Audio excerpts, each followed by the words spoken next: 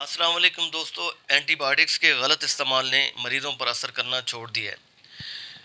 آپ نے دیکھا ہوگا کہ اکثر مریضوں کو جو بھی آپ اینٹی بائیوٹکس پریسکرائب ڈاکٹر کرتے ہیں وہ اثر ہی نہیں کرتی۔ اس کی وجہ یہ ہے کہ ایک تو اس کا مس یوز ہے، ایبیوز ہے، اوور ڈوز ہے۔ پھر آپ خود ڈاکٹر بن جاتے ہیں، آپ سٹور پہ جاتے ہیں، جا کے جناب مجھے اریتھرومائسن دیجیے، کلیراتھرومائسن دیجیے، ایزیتھرومائسن دے دیجیے۔ پھر جو سٹور پہ ڈسپینسر ٹائپ کا لڑکا کھڑا ہے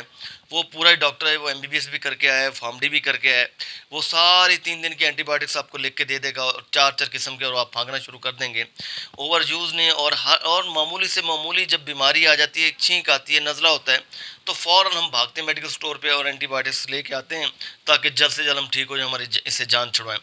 اب اس کا نقصان کیا ہو رہا ہے؟ جب اینٹی بائیوٹکس زیادہ استعمال کریں گے، اوور یوز کریں گے، مس یوز کریں گے، اور اس کو بلا وجہ استعمال کریں گے، تو اینٹی بائیوٹکس نے باڈی پہ اثر کرنا چھوڑ دیا ہے اور چھوڑ دے گا۔ پھر آپ کو کسی بھی مرض میں آپ مبتلا ہوں گے، نیمونیا میں ہوں گے، ٹائیفائڈ میں ہوں گے، کسی بھی بیماری میں ہوں گے، آپ پر اینٹی بائیوٹک اثر نہیں کریں گے۔ اور اینٹی بائیوٹک جو ریسرچ چل رہی ہیں، ظاہر ہے ہر دور میں نئے جنریشن آ جاتی ہیں، لیکن ان پہ بھی ٹائم لگتا ہے کہ خدا را آپ اینٹی بائیوٹک، میری ڈاکٹر سے، فارم ڈی ڈاکٹر سے، MBBS ڈاکٹر سے گزارش ہے کہ آپ بھی خدا را اینٹی بائیوٹکس کا مس یوز مت کروائیں کہ ہر چھوٹی سی بیماری میں لکھ کے آپ دے دیتے ہیں۔ میں نے اکثر یہ بھی دیکھا ہے، میں نے اپنی فیملی ممبرز میں دیکھا ہے، ایک لیڈی ڈاکٹر نے، انہوں نے خاتون کو جو ہے اینٹی بائیوٹکس لکھ کے دے رہی ہیں، جس میں موکسی فلاکسسن بھی لکھ دیا انہوں نے، سپرو فلاکسسن بھی لکھ دیا،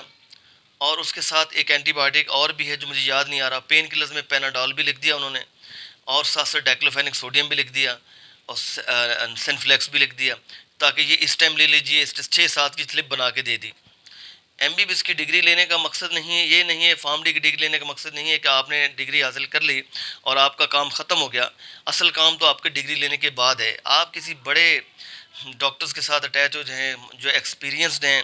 جو ماشاءاللہ جنہیں FCPS FRCS کیا ہوا ہے، جن کا سالہ سال کا تجربہ ہے، ان کے ساتھ لگ جائیں، آپ سیکھیں، اور سیکھنے کے بعد ہی آپ اپنا کلینک اوپن کریں۔ ایسا نہیں کہ آپ بیٹھ کے پیسے کمانا شروع کر دیں اور لوگوں کی جانوں سے کھیلنا شروع کر دیں۔ تو اس لیے میری سب سے فارم ڈی سے، MBBS سے سب سے گزارش ہے، اور بالخصوص جو سٹور پہ ڈسپینسر لڑکے ہیں،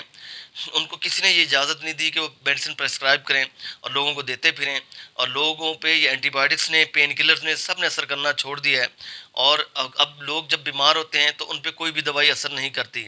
تو اس لیے کہ جب بھی کوئی تکلیف ہو، ایک اچھے ڈاکٹر سے، تجربہ کار ڈاکٹر سے مشورہ کیجیے، ان کے مطابق چلیے، اور سیلف میڈیکیشن سے اوائڈ کیجیے اور احتیاط کیجیے، کیونکہ اگر ایسا نہ ہو کہ آپ پہ دوائی نے اثر کرنا چھوڑ دیا، تو جب کسی آپ بیماری میں مبتلا ہوں گے تو پھر آپ کا علاج ممکن نہیں ہو سکے گا۔ اجازت دیجیے، اللہ حافظ۔